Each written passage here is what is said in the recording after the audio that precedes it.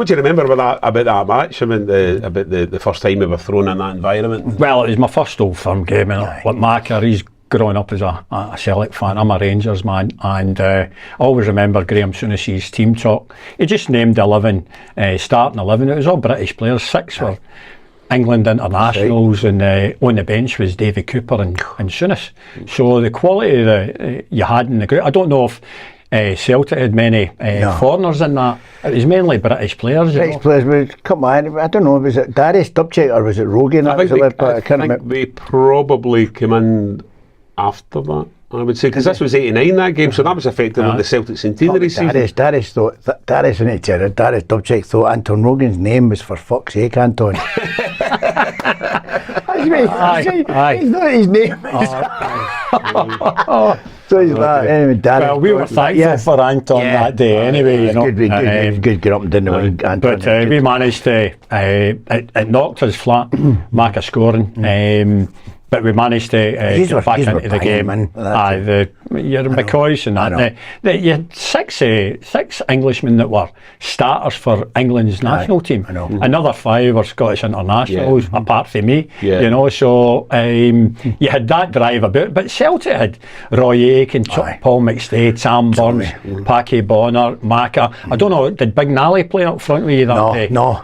I think he was gone. I think me and Andy Walker were. Me and Andy Granny was playing with Joe Miller. So Rambo would have left that summer when they all left. A lot of them left. Brian McClare left, Murdo McLeod left, Alan McAvennie left, and then that was then of course Billy McNeil came in after that to try and build the team that was going to try and win the centenary season and so on. But we managed to come through that that day, and how we got 5 goals, because you're going into it and Macca will tell you, you don't enjoy the 90 minutes. It's relief to win the game, and then you can go out and have a party and enjoy it. But I don't remember any games that you got to, even at 5, we thought, if Celtic get the next goal, you know, they've got players that are deadly up front, we need to be on it, you know, so we were just relieved to win the game and then go and enjoy the weekend. You know? I got to hospital, it was 1-1 when I went off, and Celtic, nobody wanted to leave and take me to hospital. Well, you had 2 points in the bag by that time, you know. I was celebrating that. Your teammates are let you down there, Macca. Don't you think I told them? Remember who came on for you? Can't remember, no. I don't know either, in case you're asking me. No, I don't know. I was in pain. I was in a lot of pain. It was broken. But time we got to hospital, we were 4-1 down or something. I had to get my pal to come out the stand, take me to hospital. He was the only one I knew at the car. Is that right? Brilliant. Did you see that Billy McNeil may be interested in signing you at one point as well? Well, Jim Duffy got a bad injury, and I don't know, Matt, did you play in his benefit game? At Dens, Jim Duffy. There was a Premier League select put together. So you had Paul Sturrock, David Murray. Oh, you're talking 87. 87. Just end 87. Masters one, and we come up with the Scotland boys. Well, and all that, come up you had Willie Miller, Big Alec, Jim Layton, Sam Burns, Roy Aitken, Davy Cooper, and Billy was the manager of the team. We went down to there was a hotel called the El Grey down at the casino on the waterfront after it for a buffet and that, and Roy Aitken came out and said, Big Billy wants a word, and I go over and he said, I like what I see in you, and would you be keen to sign for Celtic? And I just like, you keen to sign me? He says, listen, don't do anything. It was a day's name, mobile phones. He says, don't do anything and I'll be in touch, just give me your landline. So done that, and then the next day I just decided, I never had a great relationship with Jockey Scott at the time, and I just handed in a transfer request. Never heard from Billy again, and 2 weeks later down at Morton, Billy's in the stand, Graham Souness, Walter Smith, and eventually Souness phoned me and signed for Rangers. And then after signing for Rangers, I come across Tam Burns, and I said, I says, Tam, you were there that day, Billy was talking to me, you were there with Big Roy and that. He says, he's probably tapped up a dozen players and maybe not follow through in majority of them. And that was it. And that's where I had to thank Billy after that for the 8 titles that I managed to get in the next 8 years. You signed for him, but you wanted to sign for Rangers anyway, but But it was a way, there was a way, round it. I mean, but do you know what it did? It just flagged up to me. If Billy never approached me, I would never have put in a transfer request, and I probably never have signed for Rangers. So I had so much to thank him for doing that. I thought if somebody like Billy's looking at me as who else might be interested? Well, the thing is that you might not have done that, but I think a certain player that you upended might have had something to do with that signing, was it not? Oh, aye. Well, over the Christmas period, Boxing Day at Ibrox, half an hour to go, 1-0 down. Ian Durrant scored the goal, and Rab Geddes kicks the ball out. I go to flick it on, and as soon as he's right behind me, he just bang, just punches my kidney, and I couldn't move for the last half an hour.